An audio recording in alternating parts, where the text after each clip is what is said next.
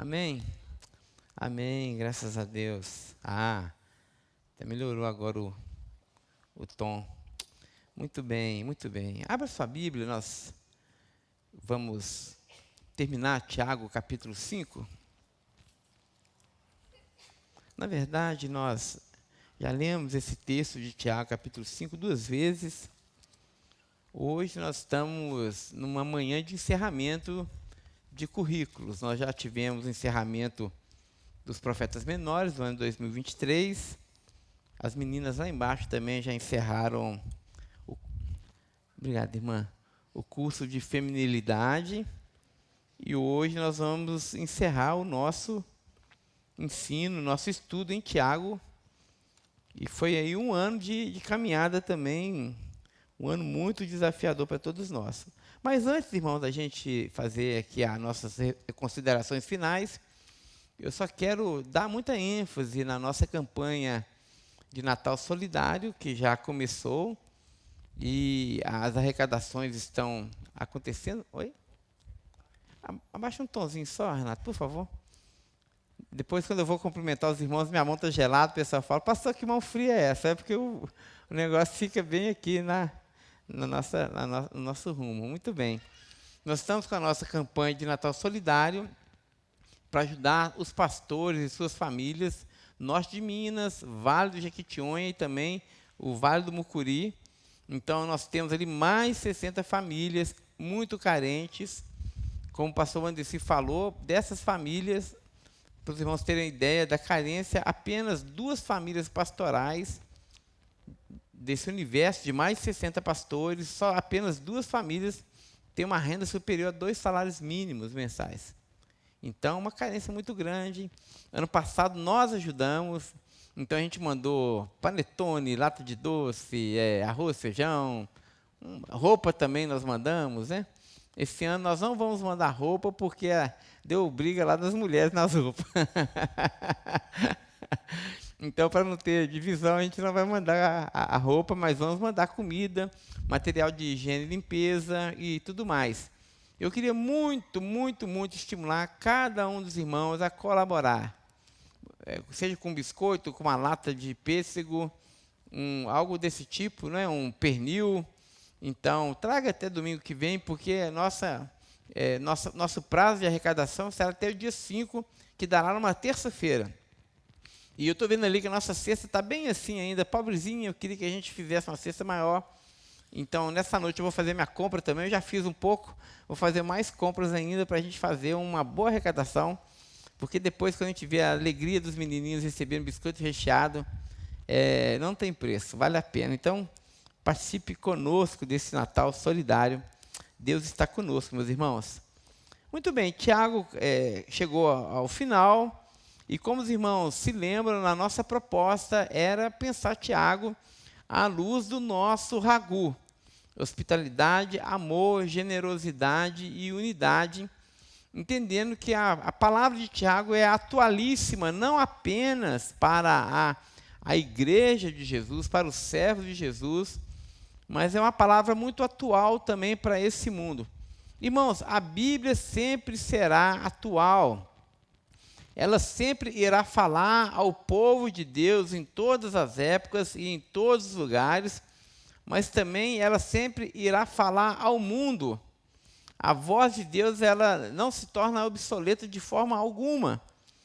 E para a gente fazer as nossas considerações finais acerca do ragu, eu queria pensar um pouquinho rapidamente sobre o panorama do mundo que nós estamos vivendo, nós estamos inseridos. E aqui eu vou resgatar um slide que nós usamos no nosso acampamento, não sei se desse ano ou do ano passado, quando nós falamos também um pouco do ragu, e nós apresentamos para os irmãos, naquela ocasião, um retrato desse mundo como que vivendo um ragu invertido. Um ragu invertido.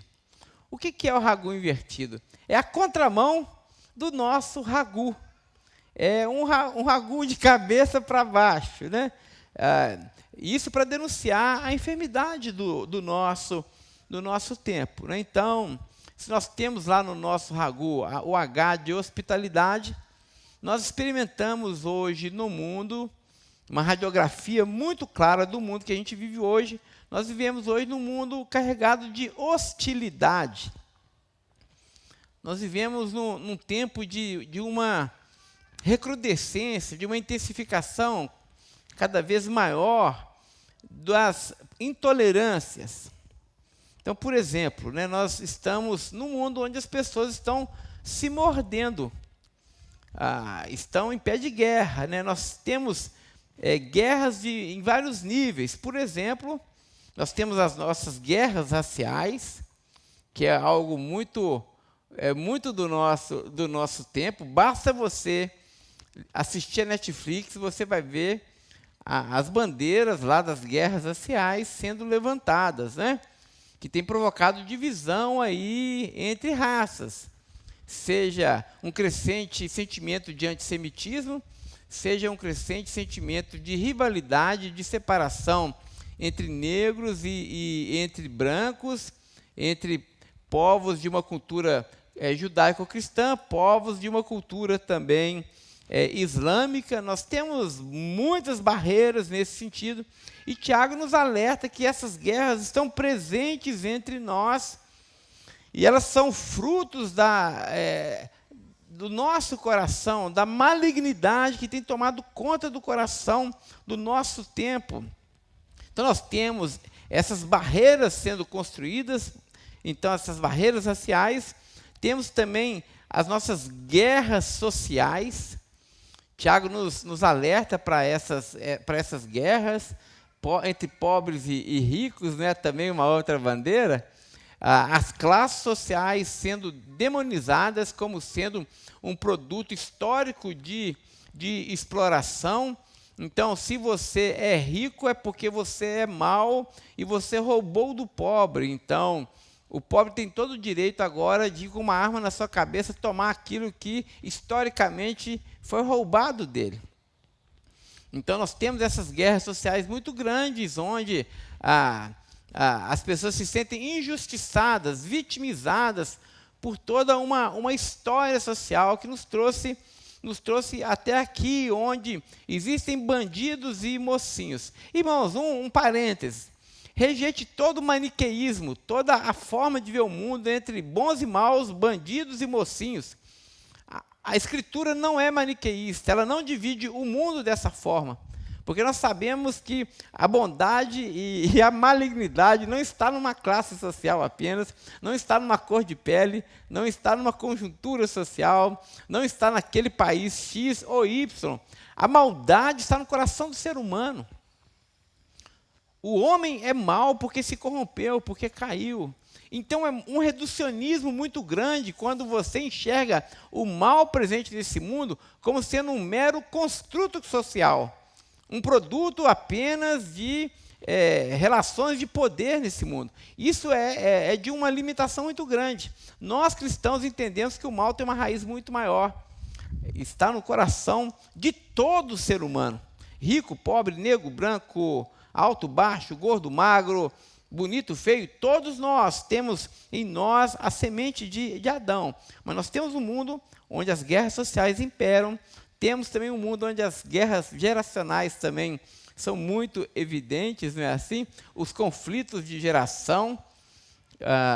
E esse mundo tem passado por essa ebulição muito grande. As barreiras geracionais são, de fato, um grande desafio para nós. Nós, na Betel, ano que vem, vamos trabalhar muito sobre a igreja sustentável, e nós vamos quebrar essas barreiras geracionais, tentar dialogar, na medida do possível, onde os idosos tenham seu lugar. Não é assim? Nós vivemos um mundo onde as pessoas idosas são deixadas tanto de lado, e elas não têm voz, não têm vez, elas são passado, e inclusive é objeto até de você. Se você quer insultar uma pessoa, você chama essa pessoa de velha. Ou então você chama essa pessoa de jovem demais. Não é assim? Nós temos esses insultos geracionais. E isso não pode acontecer, mas tem acontecido no nosso mundo. E, por fim, nós temos as guerras políticas. Nós vivemos num mundo de alta polarização política, não no Brasil, no mundo.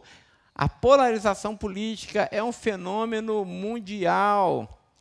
Então, nós temos agora ultradireita, ultraesquerda, porque agora não existe mais esquerda nem direita, né? Assim, porque o pessoal da esquerda fala para o pessoal da direita, vocês são ultradireita. O pessoal da direita fala da esquerda, vocês são ultra-esquerda, né?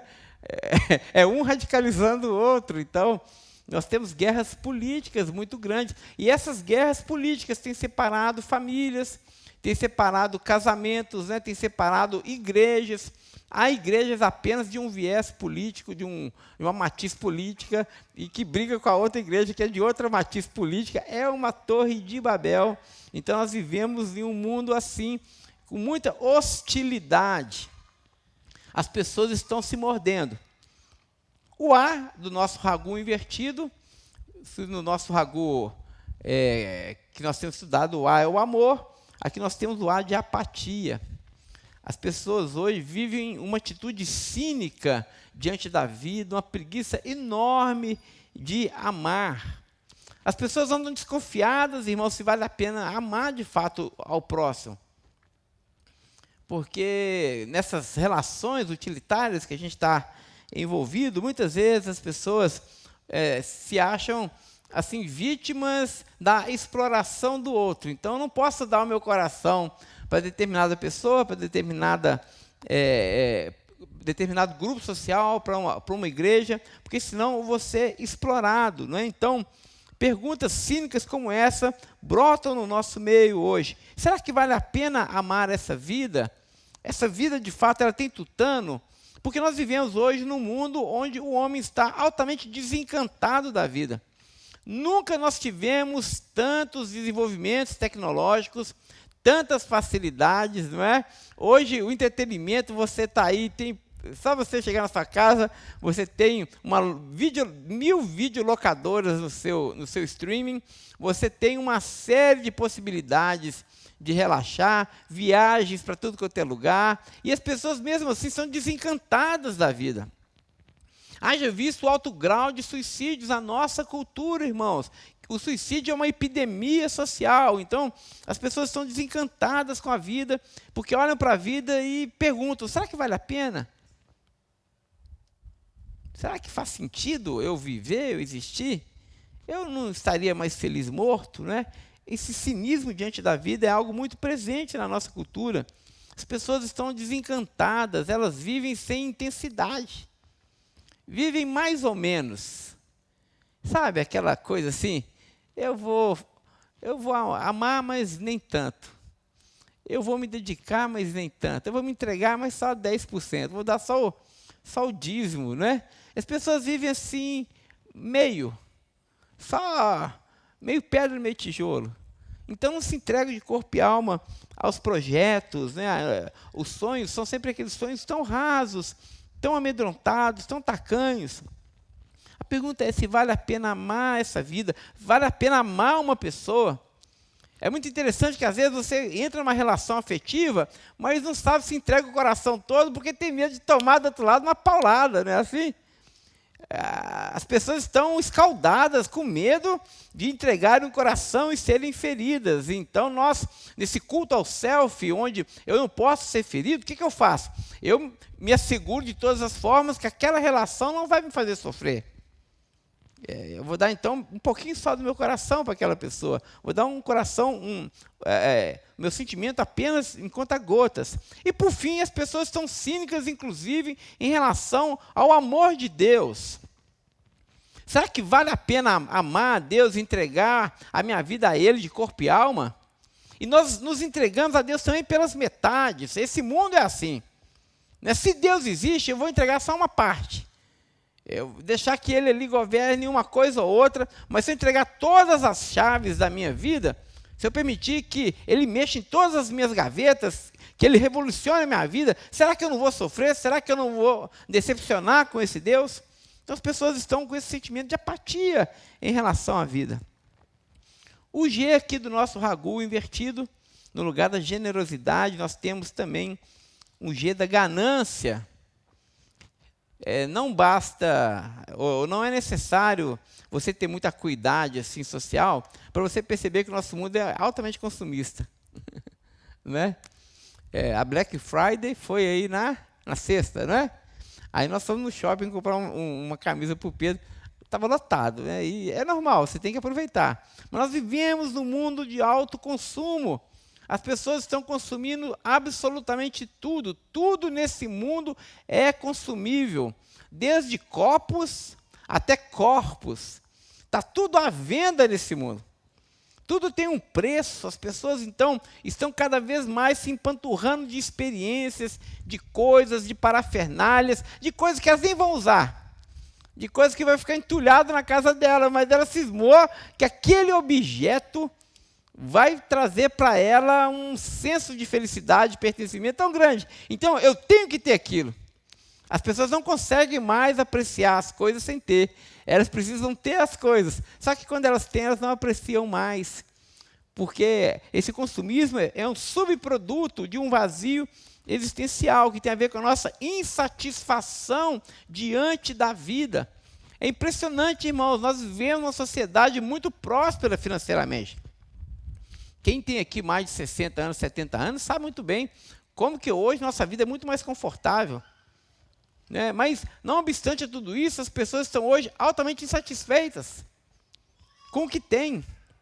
Nunca é o suficiente, elas sempre querem mais. Mais, sempre um pouco mais.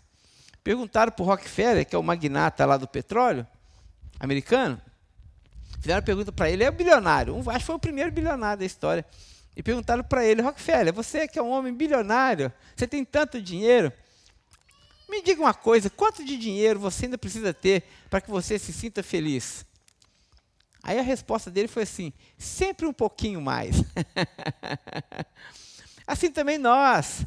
O que falta para você se sentir satisfeito? O que falta para esse mundo se sentir satisfeito? Talvez a resposta seja sempre um pouquinho mais. Um outro imóvel, um outro sapato, uma outra casa, um outro casamento, um outro filho.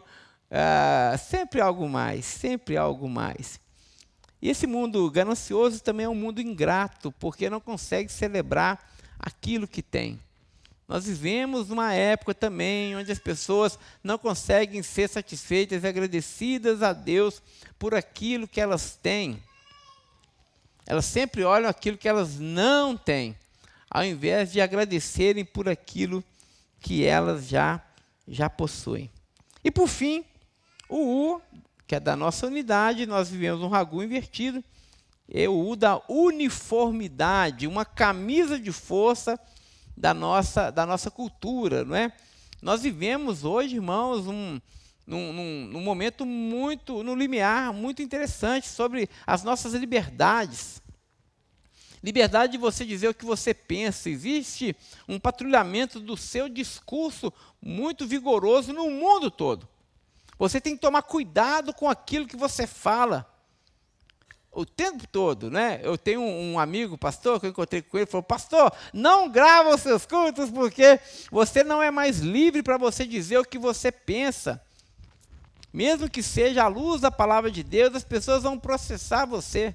Nós não vivemos nesse mundo tão opressor assim, não é? Onde as pessoas do politicamente correto, os patrulheiros do politicamente correto, querem que você fale apenas aquilo que está ali, de acordo com o catálogo deles. Isso é muito interessante, irmãos, porque tem alguém que quer deter a hegemonia do discurso. Porque quem é que vai dizer para mim o que eu devo dizer? O que é certo, o que é errado? Não é assim? Quem são os patrulheiros da verdade? Que vão dizer, olha, isso aqui é fake news, isso aqui é errado, isso aqui é ofensivo. Nós vivemos nesse mundo muito milindrado, onde as pessoas, para não ofenderem as outras, têm que escolher muito bem as palavras. Então, que tipo de piada você pode falar? Como você pode abordar uma pessoa? Não, essas aqui são proibidas, essas são liberadas. Quem é que está censurando? Quem é que está liberando? Quem é que está dando o selo isso aqui está livre de qualquer tipo de ataque em relação ao outro. Esse aqui está livre de ofensa. Quem dá o selo da não ofensa naquilo que nós falamos? Então nós vivemos um tempo assim, da uniformidade. Todo mundo tem que pensar igual, todo mundo tem que falar a mesma coisa, todo mundo tem que ter cuidado com as palavras. Nós vivemos um mundo onde está difícil de você verbalizar aquilo que você pensa. A patrulha do pensamento é algo que tem oprimido o ser humano, que tem a ver com o culto ao self, o culto do bem-estar. Ninguém pode me machucar. Se eu digo que eu sou alguma coisa, as pessoas têm que acreditar que eu sou daquela forma. E se alguém disser, não, você não é assim, opa, você já está entrando nas minhas liberdades. Muito bem, irmãos, esse é um breve panorama do nosso tempo, presente também nos nossos escritos em Tiago, como nós vimos, né? E agora a questão é, como nós vamos viver neste mundo? Como a igreja de Jesus vai viver num mundo assim, de cabeça para baixo? Como nós vamos testemunhar do amor de Deus neste mundo? Porque o nosso panorama, o nosso objetivo aqui não foi apenas falar que o mundo está doente, mas entender que nós somos agentes de Deus enviados a esse mundo. A igreja de Jesus, na sua essência, é essa comunidade chamada para fora. Não é isso que significa a palavra eclesia? Os chamados para fora. Deus não nos chamou para viver uma vida entre quatro paredes, apenas aqui dentro, né? Deus nos chamou para ser sal da terra. Deus nos chamou para a gente ser luz do mundo. Portanto, é justamente nesse mundo de cabeça para baixo, de hostilidade, de apatia, de ganância, de hegemonia do discurso, de uniformidade, que nós somos levados por Deus a testemunhar do ragu dos céus. E é justamente isso que eu gostaria de terminar o nosso estudo de Tiago, com algumas respostas que Tiago nos apresentou aqui na sua carta. Nós devemos responder, portanto, com o ragu, ao invés de copiar a hostilidade desse mundo. Nós precisamos, de uma vez por todas, abraçar a hospitalidade de Deus. Irmãos, a hospitalidade não é uma pausa na nossa vida espiritual. A hospitalidade é a nossa vida espiritual na sua essência. Quando nós somos hospitaleiros, nós copiamos o próprio Deus. Deus nos recebeu na sua casa, no seu mundo, e Deus nos recebeu nele. Deus nos aceita como nós somos. E a hospitalidade, ela põe fim a todas as barreiras. É por isso que nós, de forma repetida e incansável, sempre falamos do púlpito dessa igreja. Para com Deus não pode haver, de forma alguma, como nós aprendemos em Tiago, acepção de pessoas. O mundo lá fora segrega, gente. O mundo lá fora etiqueta as pessoas. Esse é bom, esse é ruim, esse eu quero perto, esse eu quero longe, esse é dessa forma, né? Mas nós aqui não, nós somos a comunidade do Senhor Jesus. Deus nos aceitou como nós somos. Deus nos trouxe a sua presença, na sua hospitalidade, assim como nós somos. Portanto, entre nós, nesse mundo que nós vivemos, não pode haver nenhuma muralha social. Nós não podemos admitir, dentro da nossa igreja e dos nossos relacionamentos, construir muralhas sociais para nos separar do nosso próximo. Você não pode olhar para o seu próximo e julgá-lo pela cor da sua pele.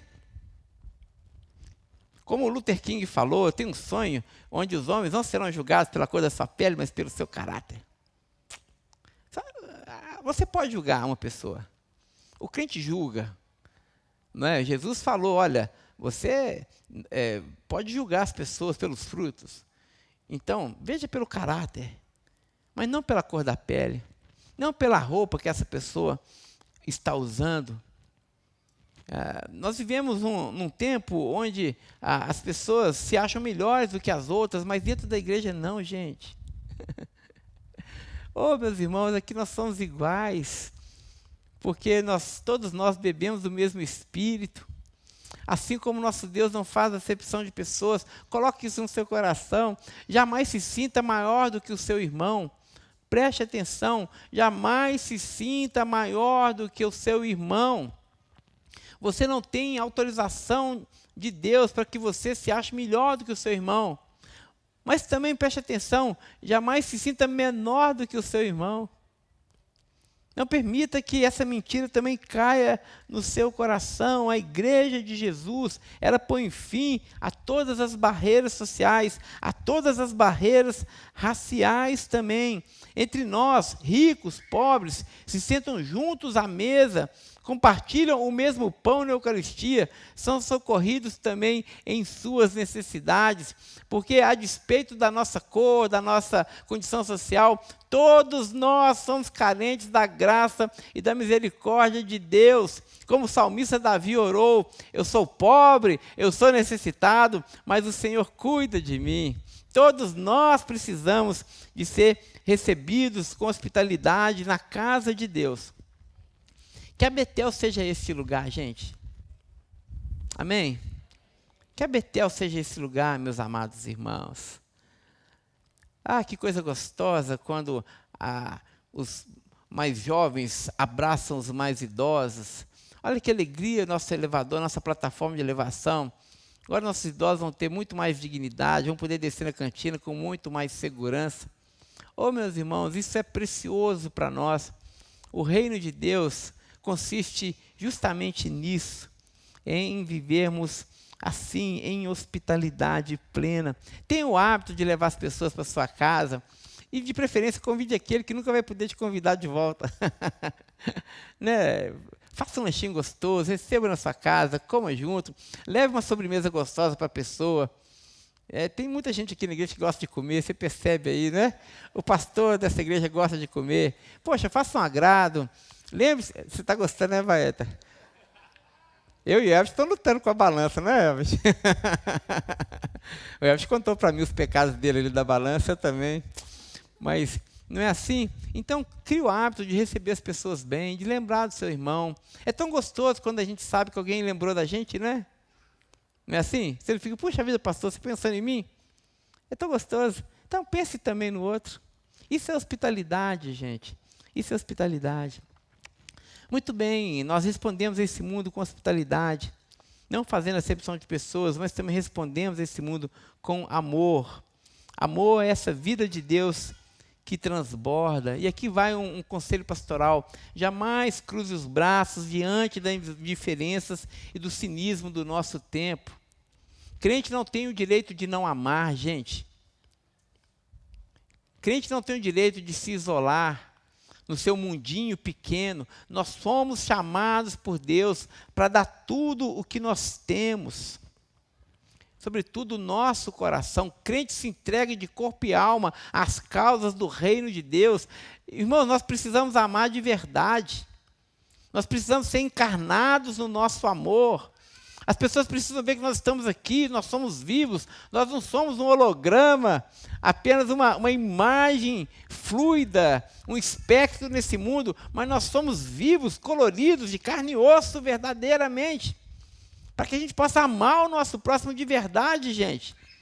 As pessoas estão vazias de amor nesse mundo, mas o crente não, o crente tem que amar de verdade. Essa igreja Betel precisa ser amada de verdade, gente.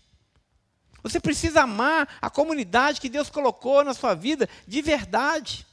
Colocar aqui o seu coração, entregar o seu coração para essa comunidade, entregar-se totalmente à comunidade para o bem do seu próximo.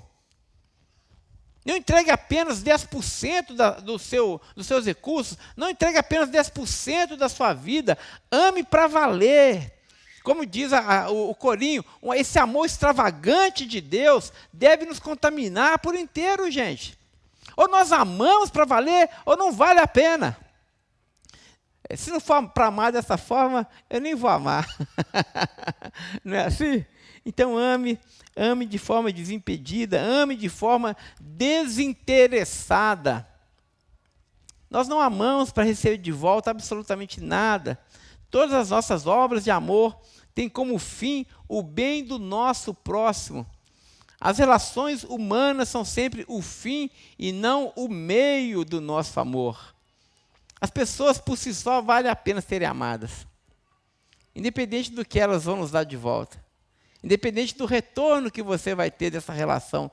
Ame para valer, entregue tudo que você tem. Irmãos, Jesus entregou tudo que ele tinha por nós. O que nós precisamos fazer? Entregar tudo que nós temos também pelo reino. Porque, irmãos, nosso tempo está passando neste mundo. Nós vamos passar, gente. Eu não sei se você tem esse senso de urgência, mas eu tenho. O que eu vou deixar para as futuras gerações? Se eu viver uma vida pastoral desencarnada, sem amor, sem tutano, a minha congregação também vai ser desencarnada. Mas eu me esforço diariamente para amar para valer essa igreja, para amar para valer a minha esposa, amar para valer o meu filho, amar para valer as pessoas que Deus colocou à minha volta, porque é assim que a vida é assim que Deus é assim que esse mundo funciona. Se a gente viver aquela vida insossa, sem sal, irmão, nós vamos ser pisados pelo mundo. A nossa existência não vai fazer sentido nenhum. Nós vamos passar por esse mundo e as pessoas não vão se lembrar de nós. Mas se nós amarmos, assim como Deus tem nos amado, e sem reservas entregarmos a nossa saúde, o nosso corpo para a glória de Deus e para o benefício do nosso irmão, irmãos, vai ter valido a pena. A gente vai deitar à noite e vai dizer, olha, eu me esmurrei, eu me cansei, eu estou aqui, o pau da rabiola, mas olha só, valeu a pena. Valeu a pena. A vida vivida com intensidade sempre vale a pena. Então gaste tudo, não economize nada, porque foi Deus que assim também, por seu exemplo, fez conosco. Por fim, generosidade. Generosidade é dar... tem a ver com um estilo de vida. Está sempre em constante abertura para o bem do outro. Nosso Deus é generoso. Deus é o dono do ouro e da prata. Deus é o Deus de toda bondade. Deus não retém as suas bênçãos sobre o seu povo. Riquezas e glórias vêm dele. Ele é Deus transbordante. Oh, amados irmãos, que a Betel também seja essa igreja generosa. Não retenha aquilo que Deus tem dado a você. Saiba compartilhar. Saiba compartilhar. Seja também generoso. Dar é o verbo preferido de Deus. E ninguém consegue dar mais do que o próprio Deus. Deus não fica devendo nada a ninguém. Sabe por que muitas vezes nós não damos? É porque nós achamos que Deus não tem nos dado. Nós somos tão cegos e às vezes tão tacanhos e tão mesquinhos no nosso julgamento. A gente fica com aquela mão assim de caranguejo, né, fechadinha, porque a gente não consegue dar, porque a gente sempre acha que Deus está devendo para a gente. Mas, irmãos, se os nossos olhos forem curados, a gente perceber o quanto que o Senhor tem derramado sobre as nossas vidas, como diz aquele corinho tradicional, quantas bênçãos, né? Se a gente fizer esse exercício de gratidão e ver quantas bênçãos Deus tem nos dado, aí sim, nós vamos, assim como Deus, vamos aprender a dar. Dado os nossos recursos, dado o nosso tempo, dá o nosso coração, abrir a porta da nossa casa. Generosidade é a resposta de Deus para esse mundo tão egoísta. As pessoas estão em si mesmadas, pensando apenas no seu próprio umbigo. Deus nos chama a dar, a ver a necessidade do outro, a socorrer os irmãos nas suas mais diversas aflições. Agora sim, por fim, nós temos a nossa tão preciosa unidade, tão cara a unidade para o povo de Deus, tão cara é essa unidade para essa igreja. Irmãos, eu sempre oro por essa igreja. E em todas as minhas orações, eu clamo ao Senhor para que Ele mantenha a Betel em plena unidade. A unidade é um fruto de uma vida e de uma igreja que anda em sabedoria. Irmãos, sem unidade essa igreja se dissolve. Sem a unidade essa igreja é apenas um ajuntamento de seres humanos. A unidade é um vínculo produzido pela própria presença de Deus em nós. E uma boa liderança pastoral não é aquela que apenas alimenta o rebanho com a sã doutrina, mas é aquela que mantém o rebanho unido. E é o que nós temos nos esforçado para fazer, para dar o alimento a essa igreja. Já na segunda e na terça-feira eu já fico angustiado para saber o que eu vou pregar no domingo que vem. porque eu quero alimentar o meu rebanho, eu quero trazer a palavra de Deus para o meu rebanho. Mas essa talvez seja a tarefa mais simples do ministério pastoral. A tarefa mais desafiadora do ministério pastoral é manter o rebanho unido. Porque nós somos tão diferentes, meus irmãos. E a sua peculiaridade, a sua individualidade precisa ser preservada e respeitada. E manter irmãos diferentes, com pensamentos diferentes, mas que servem ao mesmo Deus, unidos e caminhando juntos, é o grande desafio do ministério pastoral. Mas, irmãos, está aqui uma tarefa inarredável, inegociável, que Deus tem colocado sobre os ombros dessa igreja, que nós vivamos em unidade. Por isso eu quero pedir aos irmãos. É verdade, o mundo vive em hostilidade, em guerras, em competições, cada um pensando no seu próprio umbigo, cada um querendo ter e ser o dono da verdade, ter o discurso hegemônico, dominar o outro pelos argumentos, mas não entre nós, meus irmãos. Muitas vezes, por conta do espírito da unidade, nós temos que abrir mão das nossas razões, abrir mão dos nossos direitos, muitas vezes, por amor ao outro. Nós precisamos pedir perdão, nós precisamos perdoar, nós precisamos reconciliar. Em nome da unidade, meus irmãos, nós precisamos colocar o nosso orgulho no altar de Deus para que ele seja sacrificado. Não há espaço para o orgulho no reino de Deus. Não há espaço para rancor, para mágoa, para barreiras no reino de Deus. Porque Deus nos comprou com seu sangue, e esse sangue derrubou as barreiras entre nós, para que eu e você pudéssemos ser um. Não foi isso que nós cantamos? Eu sei que foi pago um alto preço para que contigo eu fosse um, meu irmão. Cristo já pagou o preço da nossa unidade.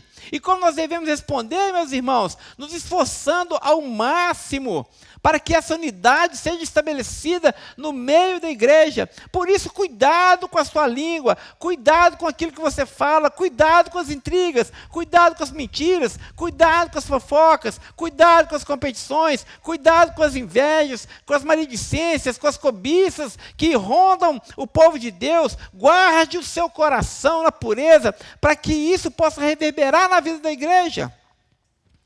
É vontade de Deus que esse rebanho, é vontade de Deus que a Betel ande em unidade. Unidade baseada na verdade. Não é uma unidade a qualquer preço. Como Martinho Lutero escreveu muito bem, a paz, se possível, a verdade a qualquer preço. A nossa unidade se baseia nesse livro. Esse livro. Nós não vamos manter o rebanho unido sacrificando essa palavra. Essa palavra é o catalisador de toda a unidade. É a partir daqui, tendo a palavra de Deus como centro, que seremos uma comunidade unida, meus irmãos. Porque o Espírito que opera por meio da palavra é o Espírito que gera comunhão em cada um de nós. E é com esse espírito de unidade e de amor que o mundo vai crer que Jesus foi enviado. Eu quero terminar a nossa reflexão fazendo a leitura, não de Tiago, mas de João, capítulo 17. É texto conhecido como oração sacerdotal do Senhor Jesus. E assim a gente vai orar pedindo ao Senhor que mantenha essa igreja sempre em unidade.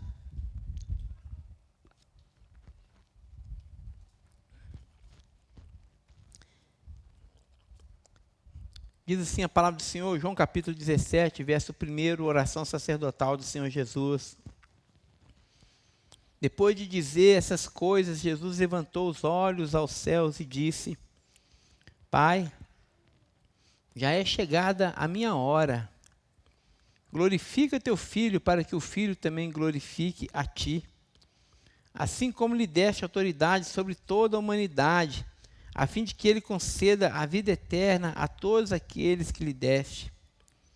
E a vida eterna é essa, que eles conheçam a ti, o único Deus verdadeiro, e a Jesus Cristo, a quem enviaste. Eu te glorifiquei na terra, realizando a obra que me destes para fazer. E agora, ó Pai, glorifica-me contigo mesmo, com a glória que eu tive junto a ti, antes mesmo que houvesse mundo. Eu manifestei o teu nome àqueles que me deste do mundo. Eles eram seus, tu os destes a mim, e eles têm guardado a tua palavra. Agora eles reconhecem que todas as coisas que me tens dado provêm de ti, porque eu lhes tenho transmitido as palavras que me destes, e eles a receberam verdadeiramente. Reconhecem que eu saí de ti, e também creram que tu me enviastes. É por eles que eu peço. Não peço pelo mundo, mas por aqueles que me destes, porque eles já são teus. Todas as minhas coisas são tuas, e as tuas coisas são minhas, e neles eu sou glorificado. Verso 11. Já não estou no mundo, mas eles continuam no mundo, enquanto eu vou para junto de ti. Pai Santo, guarda-os em teu nome que me destes, para que eles sejam um, assim como nós somos um. Quando eu estava com eles, guardava-os no teu nome que me destes. Eu os protegi, e nenhum deles se perdeu, exceto o filho da perdição, para que se cumprisse a Escritura. Mas agora eu vou para junto de ti, e isso falo no mundo, para que eles tenham a minha alegria completa em si mesmos. Eu lhes tenho dado a tua palavra, e o mundo os odiou, porque eles não são do mundo, como também eu não sou. Não peço que os tires do mundo, mas eu peço que os guardes do mal. Eles não são do mundo, como também eu não sou. Santifica-os na verdade. A tua palavra é a verdade. Assim como tu me enviastes ao mundo, também eu os enviei ao mundo. E a favor deles eu me santifico, para que eles também sejam santificados na verdade. Não peço somente por esses, mas também por aqueles que vieram a crer em mim, por meio da palavra que eles falarem, a fim de que todos sejam um. E como tu, ó Pai, está em mim e eu em ti, também eles estejam em nós, para que o mundo creia que tu me enviastes.